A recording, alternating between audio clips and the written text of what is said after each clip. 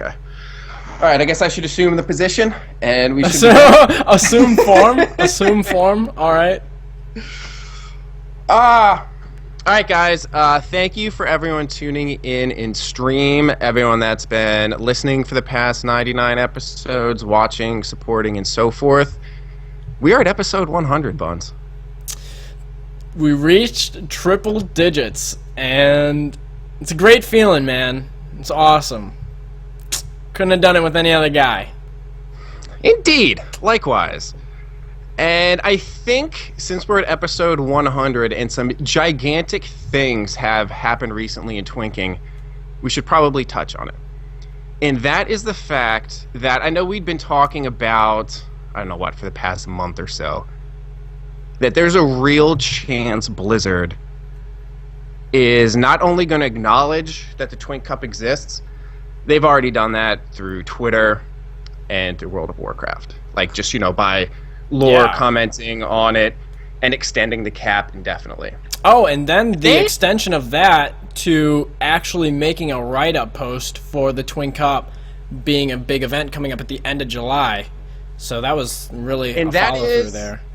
Insane. And there's something that I want to kind of touch on with that. And that is Twinking is a community thing. It shouldn't be a us versus them. It shouldn't be an I thing. Like Buns, I've said on a bunch of casts, there's like the I and there's the we. Yeah, okay. It should be the we, right? It should be the we, man. Like, if we really are a community, and that's one of the things that you and I promote as being one of the best aspects of what we do, we can play in our little niche, we can make friends, we can recognize faces we're playing with and against, and that's what makes this special. It allows us to go in, create a tournament, and actually make rules that make it more competitive. I agree. Skills are overpowered. So guess what? They're not going to be in it. The community's gone through and decided, you know what's ridiculous? Crusader stacking. Not going to work. Marksmen get a buff in 6.2. Your dreams of 2 marksman hunters. I'm sorry, but that's going to turn games into a less competitive atmosphere. And that's done because of the community. It's not done because one person said something. So everyone together should realize that and work towards that and remember that it's a community. It's not one versus the other. It's not you versus them. It's all of us working together to get to where... I mean, Buns, when we started this podcast, and I told you, dude, the week before we hit 100, Twinking is going to be on the front page. What would you have said to me? You know what? That's a really fair point. I don't know what I would have said. You would have laughed me out of the goddamn room. You know what? I don't know if I would have laughed you out of the room, because I'm a pretty inspirational person, and I like believing in ideas and goals and aspirations. Well, but, if you would have asked me if after 99 episodes, would there be a front page write-up about the Twinking community, I would probably say no. But the great thing about this community is that people continuously challenge each other to improve and to make a better community, and it's become such a productive, challenging method that we just together are coming together as a community to improve not only the bracket but the exposure and how much of an impact it can make, not only just on our day-to-day experiences in WoW, but getting more people involved with that. And I think on so many levels, you could just go down a list and say where people are having impacts, big or small. And it's, it's accumulative. It's accumulative. And that is the important part. While I think Merm deserves the lion's share of the credit, because let's be honest, without Merm, without the Twink Cup, it's not there. Absolutely. So I don't think Merm can possibly get enough credit, props, daps, whatever word, whatever adjective you want to throw in there, whatever. I mean, give it all to Merm for being the tip of this XP off community spear that has brought us from, the dirty bug under WoW's shoe to like, oh, dude, this is legit. This community has sponsored a tournament. It's raised $7,000 on their own through an indie freaking go-go. Not only did they match it, Yep. they surpassed it by hundreds of percents. Like, what the fuck is going on? We should probably pay some attention to this. I agree, man. It is crazy. And, like, it trickles down to the people that have done work on Twitter. It trickles down to the people that are on helping provide information, making gear guides on whether it's Twink Info or BIS Nation. I mean, all of this together has brought us to this point that if you told the old Twinks who had to walk uphill to queue for Gulch and then walk uphill again to go back to repair their gear, they'd be like, you're fucking crazy, dude. That ain't ever happening. And here we are. So Hey, man. I wanted to get that out at the top of the cast. Sky's the limit. Sky's the limit. It is. And I don't think people realize that. That's the final note I want to make on that. Sky's the limit. You put in the effort. If you want to see things happen, put in the effort. Look what's happened so far. Here we are. Yeah. I mean, I'm so impressed and proud of the XP Off community, I guess is the long and short of it. I agree. And all of you guys that have even put in a little bit of effort, you should be patting yourself on the back because you are part of the reason that something is... I mean, I tell some people we're on the front page, like, and I mean we by, like, the Twink Cup is on the front page, and like, so what's the big deal? It's like, what? What? How do you not understand? Right. But, I mean, I guess it's lost on them, but... Huge fist bump to all y'all that helped make that a thing. Alright, so let's move on from that. We just gave big daps to the community and shout outs to Merm. But do you have any other shout outs you want to give for big ol' 100? You know, I think that was a great... No. That was perfect. We don't need anything else there. Okay, I do. Collective gratitude. Alright, I have to give a shout out to Diddle Me. Because, and you guys might know him as Extreme Pally on Twitter, he fully funded my new Resto Sham immediately. Oh, fucking awesome. Dang! So, shout out to Diddle Me. Thank you, Dids. And Buns, I want to give a shout out to you. Oh, jeez, man. What? What did I do? I think everyone in stream and everyone listening should give Buns a shout out, and like just how much you've grown from episode 1 to now, and how important a member of the community you are now, and how many good things that you've done. Like we were talking about everyone that's done things, and I think you deserve some recognition for that because you've really, through your stream and just being in game and helping people out from Build the Twink series and such, you've done good things, man. Hey, man, I appreciate it. I'll take it. But with that being said, it's the community that inspires me, and I don't say that lightly. It's the people that I play with and play against that keep me going. I wouldn't play WoW if I didn't play 19, so with that being said, it goes full circle. So I appreciate Oh, and I do... Moran just said something funny. Grown as a player and grown as a mustache. Grown as a mustache. You know, I actually heard that first cast the other day, and I like... The first 30 seconds into the actual part of the cast, I just started laughing.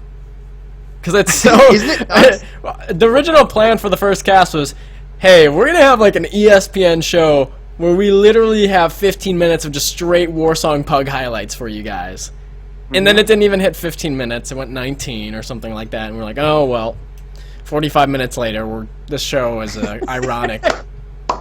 It's the most misleading title in podcasts. Right. Oh, geez. On our rip list of things, since Marble won't shut the F up about things, I guess we should announce the winner of the Shadowfang giveaway, right? Oh my gosh, so, okay. We do have a big announcement. Yeah, I'll let you take it. You take it away. Okay. Yeah, you take it away. Okay, we had, it started out slow, but it grew. But oddly enough, our first entrant ended up taking the Shadowfang. So Marb, yes, I think the word you use, wondered. I don't really know how to pronounce your chicken wizard speak. But yes, you won with why would I press 30 buttons when I can press 3 make a ton of lifelong friends, and play in the Twink Cup every year. So congrats and thank you to everyone that participated, submitted the tweet, because the whole purpose of this was really to help bump up the hashtag Twink Cup on Twitter. And Marb, I will be exferring a Shadowfang to your server and faction of choice. Don't tell me in stream chat, although I'm sure you're freaking out and saying it right now. Send me a message in game. Hey, cheers, man. Well deserved. Great post. Thanks for everyone coming out and posting on that. We had some really good posts. Marb just put the little cherry on top. He just put it in there. He hit the big points. So we're going to go that. And that leads us to the Dirk Diggler sized prize package. The David West signing to the Spurs package. I like my Dirk Diggler better, but you have to put hashtag stacked at the end of yours for it really to work. Oh my god. Alright, so this is, I'm going to read off what the package is, and then Buns is going to let you know how to go about being the winner. Well, actually here, I'm going to give the first announcement of what it is, and then you can go into the detail. Okay. Alright. We got a big package, guys, and this is a community-driven sponsorship, for better words. A community-driven sponsorship and project that is in the 19 US community that you can find on twinkinfo.com. It's called GG9. GG9 is a project that funds people that are looking to join the 19 Twink bracket and need extra funds or need help getting their toon gear, or if they have questions about the bracket, any sort of information or help that they can add. You fill out an application. If they like your application, as long as they see you're putting effort in, you're going to have a Twink. It's a great project. There's a ton of people on board that are making it work. And lo and behold, once again, they surprise us. And for our 100th cast... This blew me the F away. I was not ready for this. No, not at all. So the GG9 gave us a huge VIP package giveaway for our 100th cast. UB, you can take it away. I guess that's my call. Okay. Now, I'm sure you guys are familiar that are in stream and normal listeners that participate in the 19 community with everything that Bun said. But I also know there's a very large number of people that don't participate in the 19 community or twinking at all. But maybe are thinking, like, I'd love to get involved with this, but either I'm not sure how, I don't really know where to start. And also, where do I go about getting the gear and the chants and stuff? Well, this is going to be a solution to you and 3 of your friends. So this is the special VIP package. Instead of the, well, I'll let the application method go to you, Buns. So this is going to go to someone US, obviously, because it's going to be on Bleeding Hollow, where the funds and gear is dispersed. You will get all of your enchants. You'll get all of your BOEs. You'll get an invitation to the respective guild, whether it's Alliance or Horde. We're trying to go for Alliance, but Buns will touch on that later. Now, in the normal packages, there are class restrictions, and there are class restrictions for good reasons. And that's where if there's too many, say, ferals, well, you know, you can't make, we're not going to fund a feral because that's not helping the games. This one is a special, rules don't apply, make whatever the hell you want. This isn't something that's going to come around probably ever again, so be aware of that. And this is also not just for a single spec. This will include multiple specs. If you happen to want a Furbog, guess what? You get your Furbog's pouch. If you need help with quests, you get help with quests. Say you're hurt up for gold. You will get 10,000 gold. You will get all of your bags and bank slots. And this is something that I just kind of caught me off guard. It's consumables. Maybe you like to use them, maybe you don't. But for the lifetime of your Twink, you get a full frickin' supply. Oh my gosh. Get your You pandas also out there. Start Yeah, eating. right? Oh, fuck Felmouth, by the way. You also get a full transmog set for BOEs. And another thing that isn't offered at any of the other packages, you get your first aid level to 225. And should you be, I know Rogue, it's needed, and maybe for, I guess, Windweaver, or Windwalker, Jesus, I always mix those two together. You will get leatherworking to 400 plus on your main if required. Holy cannoli. And then, your 3 friends, they're not going to get as badass of a package, but I assure you it is on par. The differences are actually pretty slight. It's, instead of 10,000 gold, your 3 friends will get 1,000. Boo freaking who, you get 1,000 free gold. You will get just about everything else. Oh, and the other thing I should say, I guess I misspoke at the beginning. The no class restrictions is for the winner. Your 3 friends have to follow the class restrictions. And it's only for single spec. So again, boo-hoo, you get to pick 3 friends who get a fully funded, enchanted, geared. You get 1,000 gold in your pocket. You get bags. You get not a lifetime supply, but some consumables. Basically, you get a starter pack that will put you in the 99th percentile of geared twinks at level 19. Yeah. The consumable thing right there is just Pug Hero written all over it. I mean, it's... Alright, well, I'll stop there. And Bonds, why don't you talk about how people can actually win this? Alright, so I'll finish it off, guys. What we're going to do is, when the cast goes live on Thursday, we will have a thread up on Twink Info. It's going to be called, Why Do You Deserve the GG9 VIP Package? And we were debating on how we wanted to give it out. We want this to go to someone that really deserves it, really needs the package. We want to hear from you guys. So go to twinkinfo.com. It's going to be under the 10 to 19 bracket part of the forums.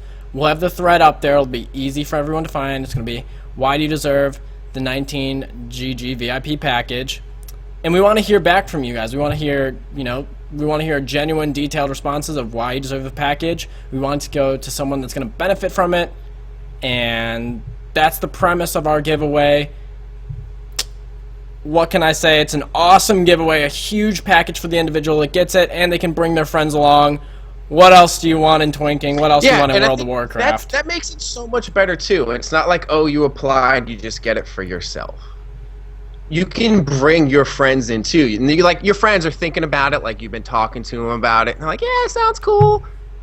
Just bring them all in. You can have 4 out of your 5 slots for your group queue filled, fully BIS, ready to roll. I mean, thank you to Eggs, Conk, and everyone else. I'm just thank you. I don't know what else to say. That's fucking awesome. Yeah, it really is. So keep an eye out for that, guys. It's going to go up Thursday when the cast comes out. So for you guys that are on stream here, get hyped up, but not quite yet. All right, we shot those down. Those were the huge announcements we had for today's cast.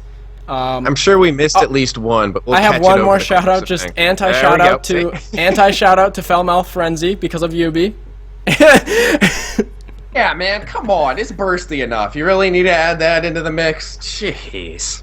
All right, can we get into the cast? I think we've hit all of the major things we want. Oh, hey, I guess a shout out for myself because my microphone is fixed. Oh, look at you trying to steal my velvet voice. Shout out to Rise. All right, let's get into the cast. Let's get into the meat of this. I think the veggies have been covered. All right, so last week, as you guys know, kind of got ghosted. We had some issues going on, but today we're going to talk straight hashtag Twink Cup hype. Make sure you're out on Twitter, hashtag Twink Cup. Make those posts for the community. It gets us a lot of viewership and a lot of attention for the tournament. Twink Cup? Yes, and there's concrete proof that the Twitter thing is helpful now. I mean, you guys talking is what got Merm's Twitter mentioned. It's what got the Twink Cup on there. So that's all. We'll finish talking about that. Now go. Okay, so the first part where I really want to start off today is we keep saying how many teams are going to play and how hyped up this is.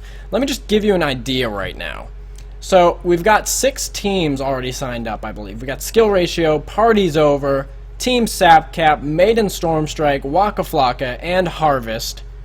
And to be realistic and fair with teams that are still have not signed up yet that play within the bracket, you're probably looking at anywhere from 3 to 5 more teams that are already established within the bracket right now.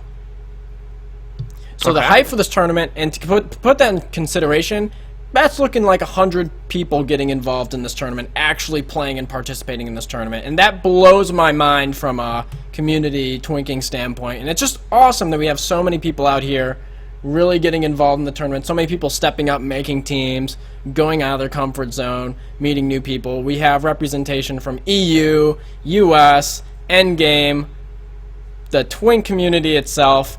You really got the full picture in this tournament, and the hype's real. The hype is absurdly real.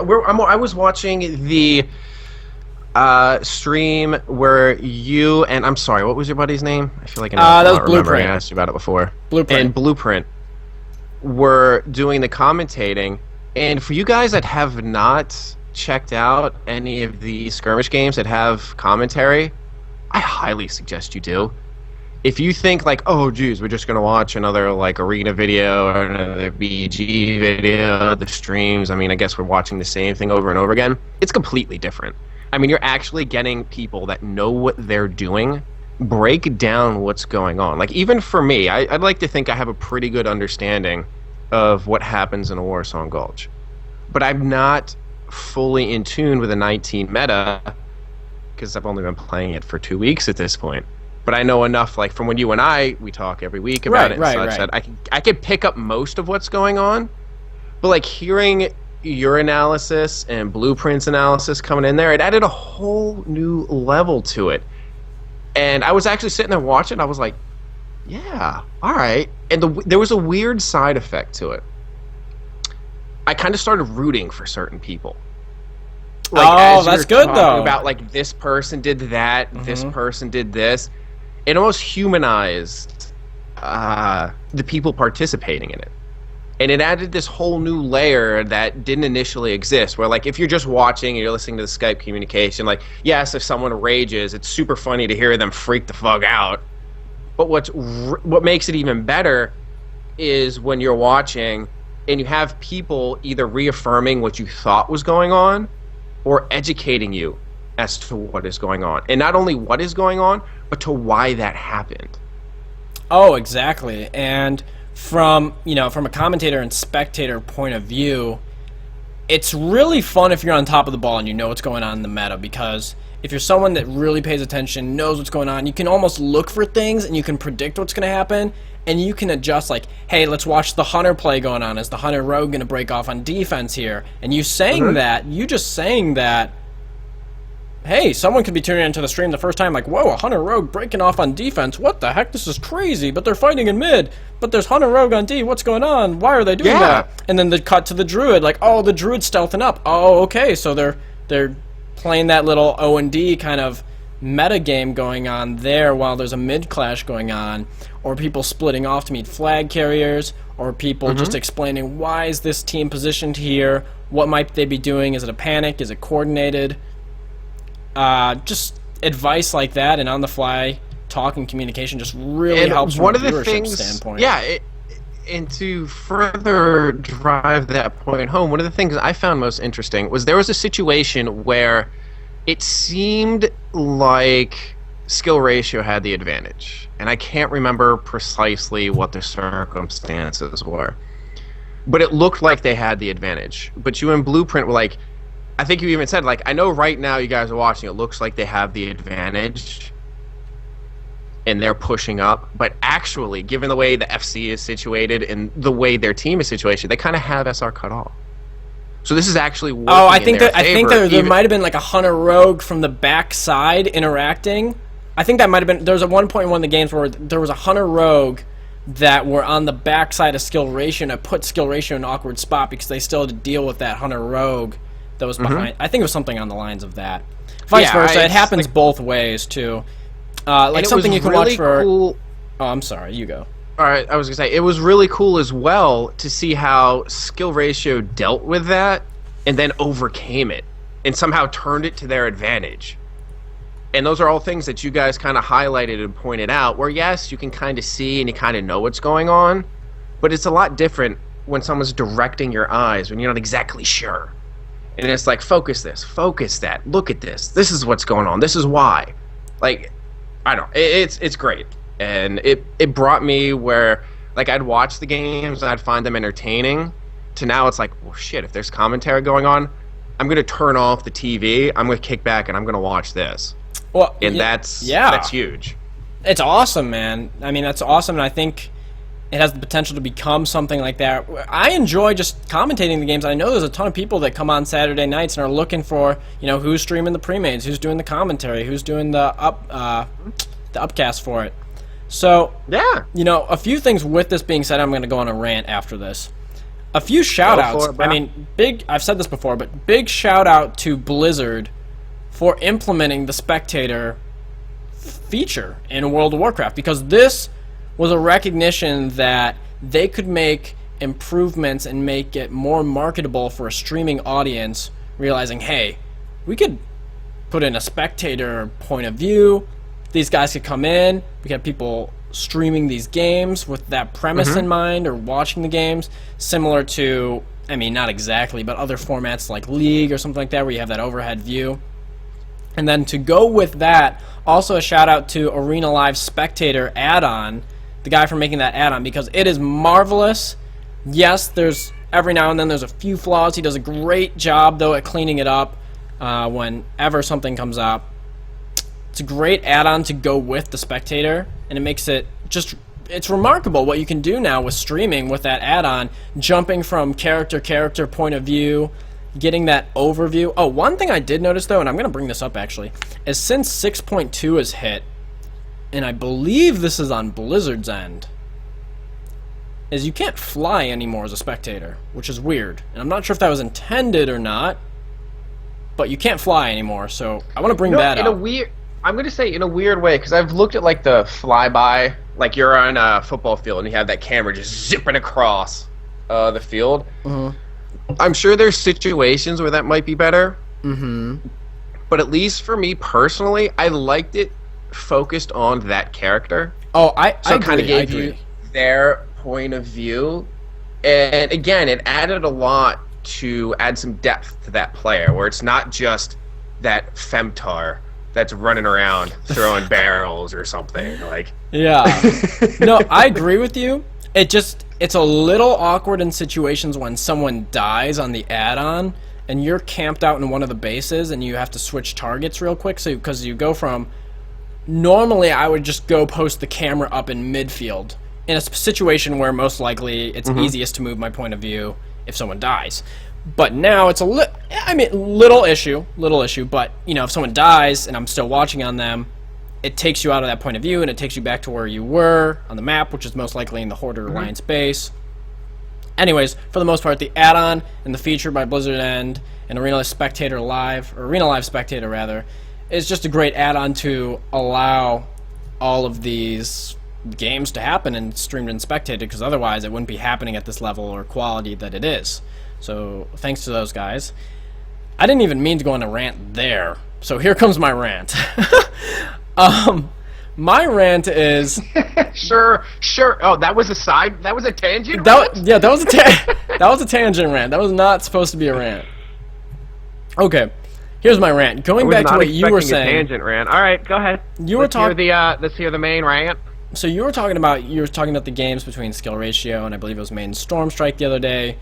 And I want to go back, not specifically that match, but just in general, and talk about the one thing that I think is completely overlooked at 19s that I love to bring up over and over again is, yes, it's important that you're a good player and knowing where to position and how to position and when to use your abilities and what abilities you need to be using. But at the end of the day, in this meta right now at 19s, it really comes down to your Hunter Rogue positioning and your overall just your team positioning. It's not really space, it's not really directed at one person, and it's not really...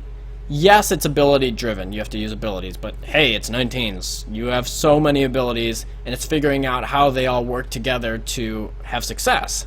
And that's the great thing about 19s right now, is because of this meta right now where it's more based off positioning and how you move as a team, it makes it so a lot of people can compete. It's not where you're like, hey, you have to be just a phenomenal player, and because of that, you can outmaneuver, or you can outdo another player just based on how you're using your globals, which does have an impact. It's just not at the same level as it used to be, I would say. And right now, the meta's really focused on team positioning, how you're moving, where the FCs are, how you're controlling them. Can you get a leg up in midfield? Are you getting mid advantage? Do you have map advantage? And from a playing perspective and a commentating perspective, if you have... I mean, it's a ton of fun, first off, let's say that. It's a ton of fun to be in that meta, because in my mind, it makes a more competitive playing field for everyone, and it's easy to walk into those shoes and be like, okay, well, if we just got to focus on these things, then we're going to have success.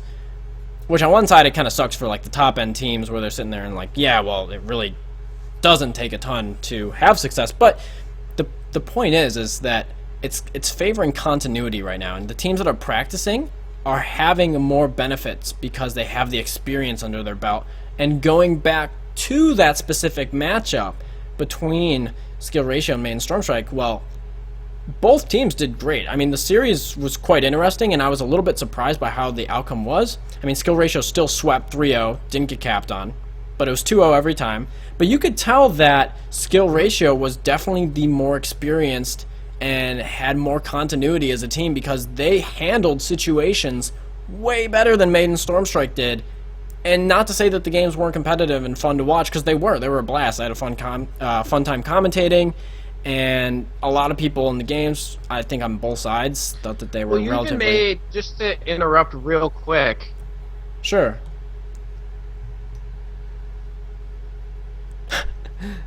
All right, yes? I'm going to interrupt real quick. I just wanted to press upon your point, where you and Blueprint even said, it's like, I don't want to take anything away from Maiden Stormstrike. That game's going to end. I forgot if it ended 2-0 or 3-0, but that was a really competitive game.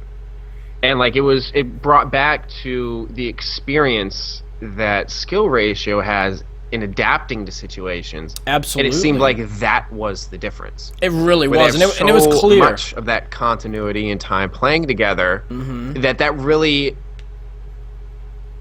It's a whole team aspect. That's what it does. It makes... Oh, I was done there. You can continue. Oh. Were you actually? I'm sorry. I'm on a rant right now. It just really makes for... No, I know. I just wanted to interject that real quick. Go ahead. It really makes for a lot of continuity. I think you're lagging a little bit. You're a little bit behind me right now. But it makes for some continuity. The teams that have experience and practice together, you know, they handled the situations better. That's why they won those games. And they did a great job. I mean, it was evident that they were better in their transition play. In my mind, transition play is one of the most interesting things in this meta right now. Because how the transitions work is both teams could be going at it in midfield, kind of duking it out, and it could be even, similar to those games that were played the other day, kind of going back and forth. You know, both FCs go down, or one FC goes down, the other one goes down, and then it's like, whoa, okay, well, both FCs are down, what are we going to do? How are we going to handle this situation? What's our transition play going to be? Do we have people up? Do we have mid-control? Sometimes teams panic, depending where they are. Sometimes teams know how to handle the situation. It's really multi-dimensional, though. And in a bracket where, as Marb would like to say, we have 3 buttons, there's a lot going on. I don't know. What are your thoughts on that? Well, let's say it's 4 or 5, but I mean, the point stands. I mean, we definitely do have a crazy delay going right now, so I guess we're just gonna have to figure out a way to work with it. I do think that that continuity is very important in how you work with those, say, 3 buttons. It makes all the difference. And when you don't have all of the, say, tools that a class or spec should have, it really makes all the more difference how you interact and synergize with your teammates, how you capitalize on positioning, or to borrow the coined phrase, awareness of UHV. And you could see the difference there, and you could see where they've been in that scenario, and they're like, oh, dude, okay. Like, I'm sure they phrased it a little bit differently. They're like, yo, dude, you should probably go around here because we have the 100 rogue flanking off. But, like, they're coming out and they're figuring out how to make it work. And they're going to turn that disadvantage and figure out a way to not only deal with it, but turn it in their favor. And it's crazy, too, because, you know, I sit here and I say a lot of the time... the lag is strong, Bond! It's all right, hang in there. A lot of the time, it comes down to group movement and how your team works together. But there's also times where both teams are just going at it for so long that it gives people windows of opportunities to make individually great plays in a matchup. Your hunters and rogues sometimes can make standout plays.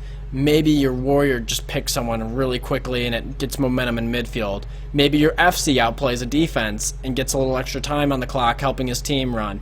Little things make big differences in this meta right now, and I think a lot of the teams are finally coming around and being like, wow, this is kind of how the meta's played. It's not necessarily about individual talent, it's all about what can we do as a unit. If we can compete as a unit, then there'll be time for individual plays. It's about the team talent. And this is one thing that really, it's something we've been talking about for a while. And it surprised me that Muskie's squad wasn't doing this. It was just the bodies. Claim the bodies so they can't get the body res. And I don't know if I was seeing something different and they were doing it, but it seemed like they were allowing SR to run back up, claim their body, and I'm like, what? No, come on, man. Like, and I feel like there was at one point where maybe it was Chewy, maybe it was someone else, but if they couldn't have, that could have been the difference in one of the games.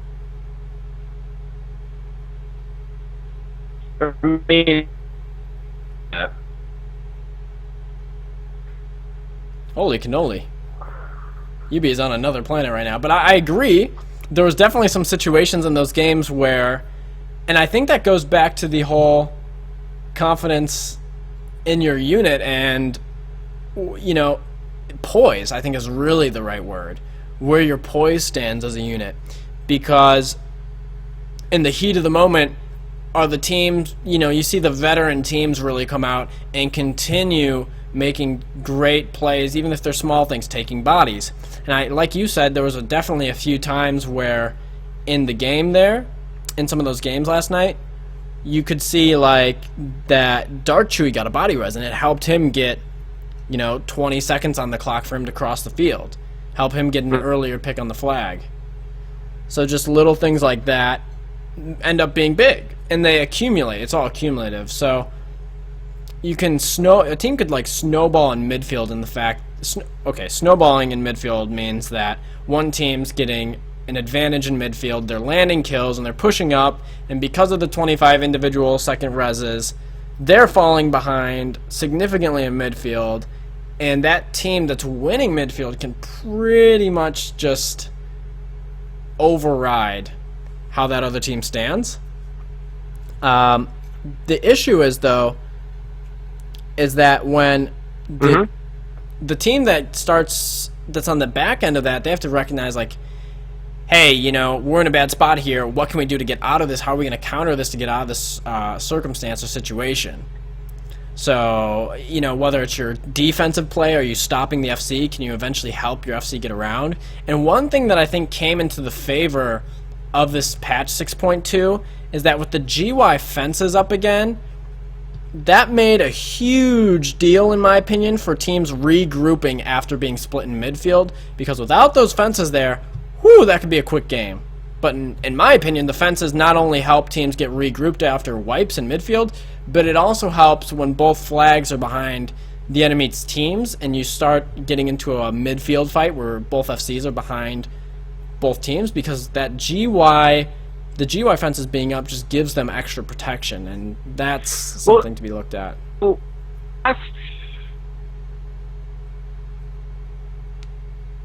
so last cast you were talking about that. I didn't like that, and you weren't a fan of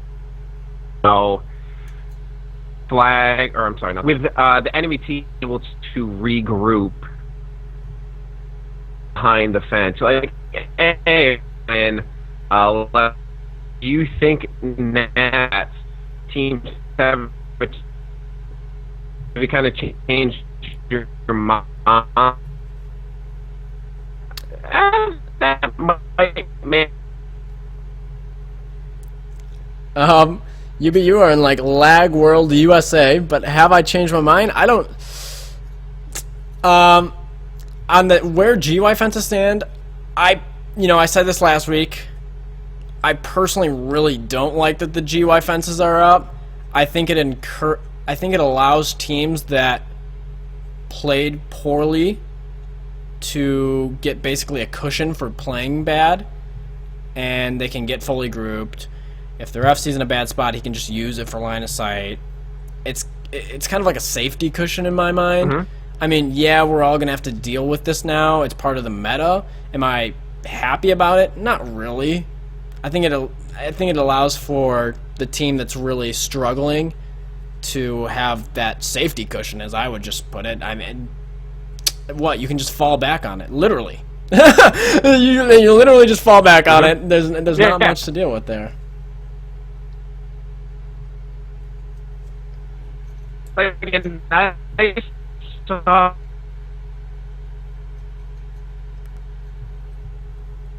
Short. I don't know what the hell.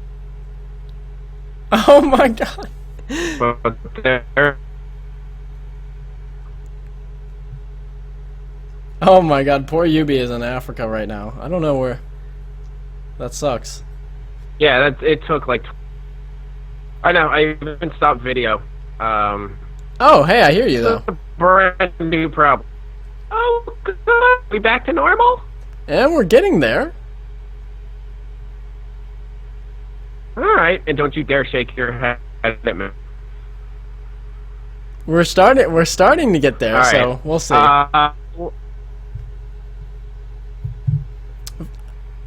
Okay. Regroup. Okay. And we're. Oh my. Hang on, I got an idea. Let's try this.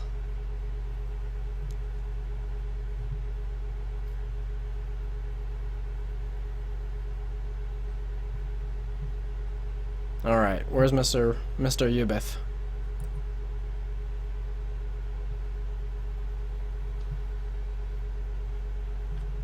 No, Yubi, do not call me on my Skype phone. Doesn't work like that. I get to call you.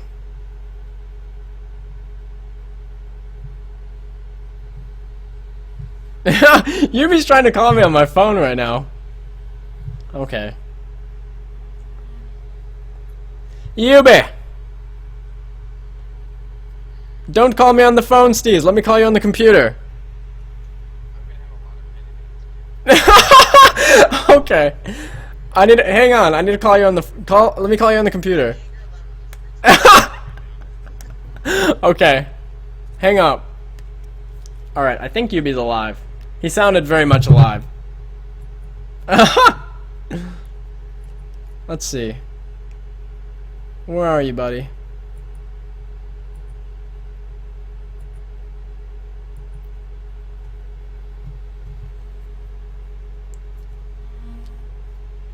Yubi, is the computer alive?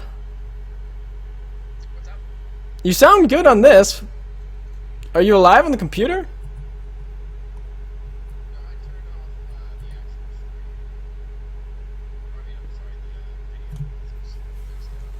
I know, but I have you on my phone. I don't have you on my computer. So you need a... I know. So, okay. I need to hang up, and you need to I need to call you. Don't call me. I need to call you. Okay? Jesus. You know who was saying? Nicozy was saying, would be the 100th episode. Oh, yeah, I know. Yeah. Nicozy, you got your goddamn wish, asshole. He can't... Let me call you. He can't hear you. Oh, my gosh. Hang in there, guys. We're trying to hashtag save Ubi. Oh, my God. Now, why isn't that doing that? Could you guys hear him from my phone, actually?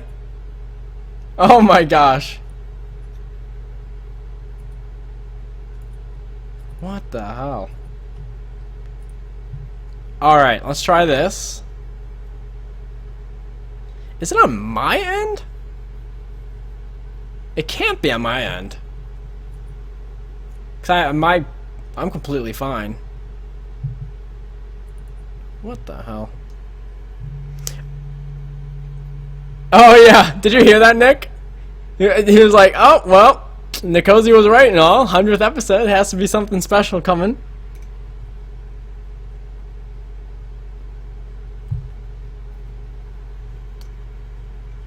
Hopefully we can save Ubi here.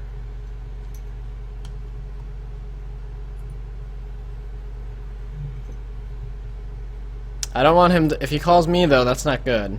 Because it's gonna go to my phone. The phone arena. I need it to go through the Skype arena. What the hell?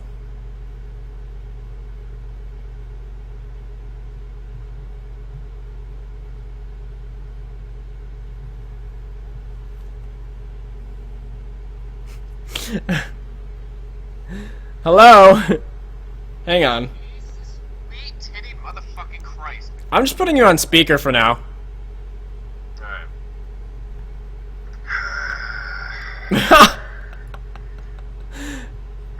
Nicozy, I hope you're happy, by the way. Oh my... I can't tell if I can't tell if this is on my end or if this is on your end. Because I'm not having any issues with drop frames. That's so weird. You know what, Moran? I'm not happy with you either right now. Oh my god. Alright, where were we? Graveyards? Jesus. Well, yeah, why don't we cover that, I guess, while we're doing this ghetto style. I literally have you on the phone. But yeah, I guess from the graveyard perspective, I was just saying that I think it's a safety cushion for teams that are playing poorly. They just get to fall back on it. It's part of the meta, though. Am I in favor of it? No. But, I don't know, it is what it is. So, what it does is it gives teams an opportunity to regroup, get established in midfield, even though they lose their presence as positioning-wise. But they can get regrouped, and that's pretty much like the big thing, is getting regrouped so you can get in a position, because otherwise if you don't have defense there, you don't get regrouped. It just doesn't happen against a good team. Formed into oblivion. Right. So I came into a game, I've been playing Alliance side the past few days because of the previously mentioned DIDs hooked up my sham, and got into a game, thought we were going to get the piss beat out of us. But we were able to regroup in GY and then just slowly but surely push forward. And we ended up winning. But there's no way that would have been possible if that GY was not there, because it just would have been that constant onslaught of aim shots or warriors charging up because someone decides to stand right next to the edge and such. Right. And I can understand. There's probably, like you said, I think there's people that are for this change, that are against this change. I think from a pug perspective, it's probably better. There's definitely favoritism to Horde side because you can get on top of GY and run back into your base. So that's for sure. But as for, just sheer protection from onslaught of farming for 15 minutes in a pug, yeah, I'm in favor of that. But from a pre-made perspective, it's I look at it from a competitive aspect in that standpoint, and to me, it's just another thing right now in this meta that really promotes the team that's losing to have another a huge safety cushion, in my opinion, to rebound and get back into the picture. And, it's what the meta is. I can't stress that enough. I mean, got to play it how it is, but, how are teams going to adjust to this? I think that you're going to see teams getting regrouped off mid pushes and GYs. You think you're going to see teams with their FCs often lurking by the GY for that protection with the line of sight there. So I think that there's going to be a lot of mini changes, but I don't think there's any meta shifting changes, especially since they're saying, hey, you can't do the GY jump, so it's not like... Well, and you should, because, the Horde, as you said, has such a huge advantage with that. It just tipped the scales. Right. And, right, exactly. And even if Alliance had it too, let's just say in a perfect world, both sides had to jump to get up on top of GY from the new GY fences. That would be really broken in my opinion, because there's ways to get up on top of the normal GY on both sides, and then it's like, well, if you make it to GY, you make it to your base. And that's really not what the meta is right now, because if you make it to GY and the team has tunnel control, you're in a lot of trouble still. So it's actually, I like that, because that was one of the things when we were talking about earlier, the skill ratio versus MIS thing, and tunnel control was a point that you and Blueprint were driving home. Was like, they have tunnel control. Like, that is a very important thing. It's like, if the other team has tunnel control of your tunnel, where's your FC gonna go? He sure as shit ain't gonna beeline through your entire squad to go up to cap it. Yeah, no, and that's where I think it's important, where we were originally talking about, hey, it's awesome that we have people commentating that are paying attention and can help give insight, but it really takes some skilled and knowledgeable individuals to be able to point out these things going on, because to a naked eye, hey, you wouldn't see that. You might not know what's going on, but, someone say, hey, they've got tunnel control. It's going to be really tough for this FC to push up into their base because they don't even have the opportunity to do so. They're going to have to land some kills to push up there. There's going to have to be some movement going on, some coordination to get up there. So it's just another one of these factors right now in the meta that's completely map and position related. In my opinion, it's what can the team push out? Yeah, that becomes a little more coordination skill, how they're lining things up. But for the most part, it's just continuity and organization. So for me, I think it's a fun meta. 6.2, I would have been fine with the changes in 6.1 and just kept it there. 6.2, yeah, the GUI change it's a change. I'm not in favor of it. I'm not going to cry about it. Let's play on. I'm all for it. I think it's a good enough meta right now. It's enjoyable in the fact that I think if people put in the time and get their crew together, start playing, I'll say this much. Teams that aren't playing and expect to have success in the Twink Cup are not going to have success. I don't care who you are. You won't have success because it's not a bracket where individual skill level is going to stand out at this point. In a pre-made meta, it's not. You have to have people that can play their class, fill their role, understand how their role fits into what they need to accomplish in a pre-made setting, and then your overall group synergy. How's your team movement? How are you guys landing kills? Where's your positioning on the map? Are you tracking objectives? It becomes more of an overall scheme rather than individual, and I think that's great for a meta where people want to get involved in the Twink Cup because, hey, I think it's easy for anyone to pick up and make a team. It's not that hard. You just got to apply yourself right now. It's not like anything that teams are doing are overly difficult mechanically, because it's not. I guess that's the end point I want to say on that. Well, there's something I kind of want to touch on with how many games are going on and such. And this kind of goes back to what we talked to at the beginning of the cast before the technical difficulties decided to rear their ugly head. And that's that. I feel like the whole pre-made scene at 19s has changed. feel like the culture of the pre-made scene has changed. In that, instead of it being like, yo, dude, you got 3 capped, you're so bad, it's like, alright, you got 3 capped. And instead of that being where a guild disbands, a guild can kind of learn from that and grow. I agree. And you have these games occurring where it's not like an us versus them as far as like the 19 bracket itself goes. It's not, say, HB versus Pizza. It's HB and Pizza are both in the 19 bracket, and they want to see the 19 bracket do well. I so agree. They're like, all right, let's play these games. Let's see what happens. Let's play, like, you have Waka Flocka, who's going out of their mind playing all of these different exhibition games, and I think doing pretty well. Yeah, and you know what? MIS going in there, and they put up a good goddamn fight. And I can't say I've seen any of the other games. I'm sure you can touch on those. But one of the things that I have seen that is, at least to me, been one of the most impressive is that the bracket has kind of set aside the petty differences and kind of stepped up to being like, hey, we're all in the same bracket. Let's work. Let's play together. Let's get better. Let's try new things. And let's see what we can bring forth to the Twink Cup.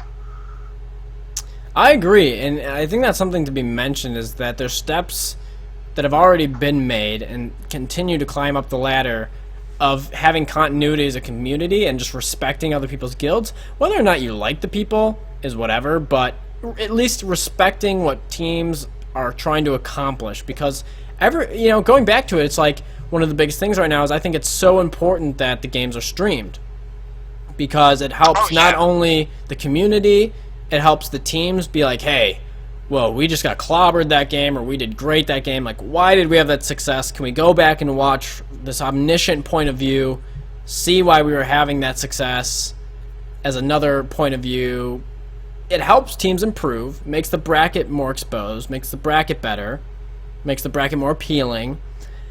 I think it's all steps in the right direction. The only step that I wish the community would really just leap into, that it's a slow process. I mean, the 19 community is a little bit stubborn, to say the least. I think the Twinking community is stubborn, but definitely the 19 community is just continuing to promote. Oh, of course it is. Of course it is. It is. Just continuing to promote and talk about the Twink Cup. And that sounds a little weird. I mean, we're sitting here for an hour talking about the Twink Cup, but it's just continued exposure. Multiple people talking about it, whether it's on the forums, whether it's on, just Battleground chat. That sounds quirky. If it's in your trade chat, you're promoting it. If you're talking about it with your friends in real life, your family in real life, getting the word out, getting on the forums, getting more people involved, because ultimately, this tournament's what we make of it. It's a community-funded tournament. Look where we've gotten so far. Based on what we've covered in this cast, the sky's the limit. There's really a lot of potential to be had here, and there's already a lot of potential that's been seized, and I think that that's an important thing to note. And for everyone that's like, oh, dude, what else can we do? Like, where else can we go? Well, dude, where the fuck were you 2 years ago? You sure as shit weren't getting recognition by Blizzard. You certainly weren't having a tournament run by Merm, getting full promotion by the esports staff. Yeah. We have, it's kind of reiterating what we said at the jump. But this is a community effort, and the community has made this happen. And again, Merm is just the tip of that freaking spear. He's the one that gave the initial jab, and everyone else just, gave it a few pushes to help it hit the right spot. And yes, Tiptoe, stripped of color, full of passion. No, not of passion. Hey, that was alright, thank you, Tiptoe, for that shout out. I'll take that. Not of passion. He's saying I still got the passion. Oh yeah, alright. Yeah. Hey, you know what? This is, I don't know, we're kind of coming to a wrap here, but I definitely do have a shout-out that I totally forgot to do at the beginning of the cast. And this is a huge shout-out, and I think it is a great way to maybe wrap this cast up. Okay. Going back to the GG9 giveaway, which, once again, twinkinfo.com. On Thursday, we'll have a thread up. Why do you deserve the GG9 VIP package? Tell us your story, why you deserve it. go into detail, I mean, we're going to select the person that we think deserves it the most. So, you know, lay your heart on the line we want to hear. That's who's going to win. To go back to that, we were talking about the GG19 project, and you send in applications to them, and they'll fund you a tune if you have a good application and you put in the effort. Just to say how much an impact that this project has already had in the 19 community, GG19 has funded 126 Twinks, 94 players from US, Jesus, 23 really? players from EU, and 9 players from Australia. I had no idea that it was that. I mean, I knew they were doing their thing and they were doing work, but I had no idea it was that many. It's crazy, man. And, you know, people, I think, you know, I'm going to bring it back. I think at first, when this project first came back, I think some people looked at this and thought it was a joke. I really do. I think some people in the community looked at this as a joke when the project was first announced. But 126 Twinks later, in a thriving bracket later, and with the build and hype for the Twink Cup, it has been the perfect supplement going alongside, powering this community, continuing bringing new life in. So just a really big shout out to that project in general. They're doing a great job. It's, you know, it's a great thing to have in our community, and it takes effort, you know, all the way up from the people that are calling the shots to the people that are just giving the people their gear. You know, it goes a long way. It's nothing like this has ever existed. I mean, we've had like in 39s and 29s, and every bracket has had kind of their slimmed down version of this, but never has such an overarching. Yeah, we have multiple people funding this one project, and this one project goal is to better the bracket. And just go ahead, do your thing. There's almost unlimited funds coming in. I mean, it's awesome. I'm happy. I'm happy. We hear Yubi. Yubi's alive. I have no more thoughts. Twitch.tv/fearthebuns. Thank you guys so much for coming out and watching our 100th cast today, too. We had a great stream audience today, and everyone was very chuckly and patient and excited and talkative in chat. So, looking forward to seeing people get involved in the GG19 VIP package giveaway on Twink Info on Thursday, at Fear the Buns on Twitter. Yubi, the plugs. I believe you could find us at bisnation, bisnation.net. Make sure to check out twinkinfo.com on Thursday. Buns will have that thread up. The VODs go up on YouTube/the bisnation. And I gotta say this, since people in chat are throwing it out. And Buns, you know how I feel about 39s. All I'm gonna say is this. Stay tuned. And Moran, you take your pick of them, and I'll send you one. To wear to BlizzCon. But no. Let's what's our juicy jams? Okay, you have to say yours first this week. I know what mine is, but you have to say yours. Like, I was trying to think of a proper way to capture the 100th episode. And I had a lot of different ideas, but then it really came down to this. It's BIG party and bullshit. Oh, man. You're not going to believe what song I actually chose before this all happened. Alright, well, with no further ado, my song for the 100th episode is Avicii and Rick Astley remix, Never Gonna Wake You Up, or Never Gonna Give You Up. Never gonna put you down, never meant to hurt you. Hashtag save Yubi. Very, very ironic song choice. So, alright guys, thank you for tuning into the stream. It was awesome. Oh, man. Alright, y'all. Thank you for listening. Sax, I will see you in-game, possibly at line side. Yeah, man. Thank you, guys. Much appreciated. Love y'all. Peace. Be easy.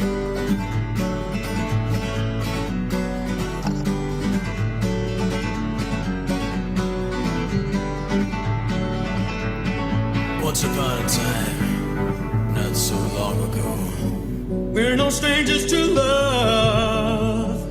You know the rules, and so do I. A full commitment's what I'm thinking of. You less from any other guy.